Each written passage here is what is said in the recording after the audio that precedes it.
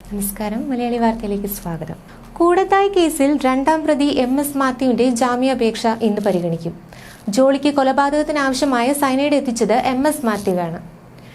ജോളിയുടെ വീട്ടിൽ മാത്യുവിന് സർവ്വസ്വാതന്ത്ര്യമായിരുന്നു. റോയിയുടെ മരണത്തിന് മുൻപും ശേഷവും ഈ വീട്ടിലെ നിത്യസന്ദർശകനായിരുന്നു മാത്യു. ഇരുവരും തമ്മിൽ ഏറെ അടുപ്പമുണ്ടായിരുന്നുവെന്ന് പോലീസ് പറയുന്നു. ഇതാണ് സയനൈഡ് സംഘടിപ്പിച്ച് നൽകുന്നതിലേക്ക് എത്തിയത്. റോയിയുടെ മരണശേഷം 2017 ഷാജു സക്കറിയയെ ജോളി വിവാഹം കഴിക്കുന്നതിനെ മാത്യു എതിർത്തിരുന്നു. 6 തവണയും സയനൈഡ് എത്തിച്ചത് മാത്യു ആണെന്നാണ് തെളിവുകൾ. എന്നാൽ 2008 ആദ്യമായി ജോളിക്ക് സയനൈഡ് എത്തിച്ചതെന്നാണ് മാത്യുവിന്റെ മൊഴി. ആ വർഷമാണ് ജോളിയുടെ ഭർത്തൃപിതാവ് ടോം തോമസിന്റെ മരണം. മാത്യു ജോലി ചെയ്തിരുന്ന ജ്വല്ലറിയിലേക്ക് ആഭരണങ്ങൾ നിർമ്മിച്ചു നൽകുന്ന പ്രജിൽകുമാറിൽ നിന്ന് സയനൈഡ് വാങ്ങി ജോളിക്ക് എത്തിക്കുകയായിരുന്നു.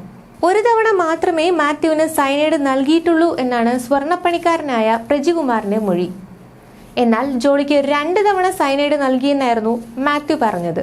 അതിനിടെ കൂടത്തായിൽ ബന്ധുക്കളായ 6 പേരെ സയനൈഡ് നൽകി കൊലപ്പെടുത്തിയ കേസിലെ 1-ാം പ്രതിയായ ജോളിയുടെ 2 കേസുകളിലെ ജാമ്യ ഹർജികൾ ഹൈക്കോടതി തള്ളിയിരുന്നു.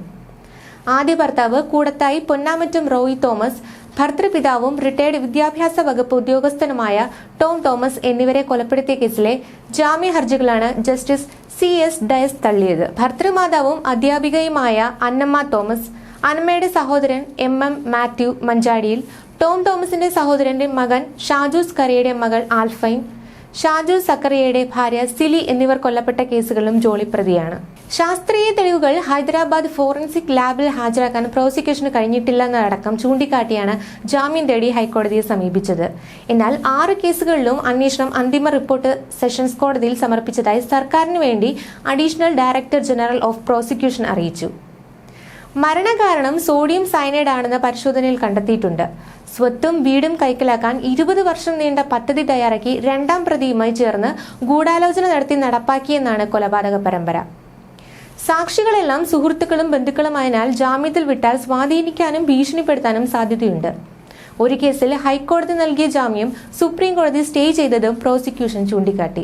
ജാമ്യം അനുവദിക്കുന്നത് നീതി അട്ടിമറിക്കപ്പെടാൻ ഇടയാക്കുമെന്ന് കോടതി വിലയിരുത്തി. 6 പേരെ കൊലപ്പെടുത്തി 2 കുടുംബങ്ങളെ ഇല്ലാതാക്കാൻ നടത്തിയ ഹീനശ്രമം അതിഗൗരവമുള്ളതാണെന്നും കോടതി നിരീക്ഷിക്കുന്നു. അതേസമയം curry and cyanide, Jolly Joseph case എന്നീ ഡോക്യുമെന്ററിയുടെ പ്രദർശനം തടയാൻ ഇടപെടൽ നടത്തണമെന്നാവശ്യപ്പെട്ട് നെറ്റ്ഫ്ലിക്സിനെതിരെ കൂടത്തായി കേസിലെ 2-ാം പ്രതി MS മാത്യു ഹർജി സമർപ്പിച്ചിരുന്നു.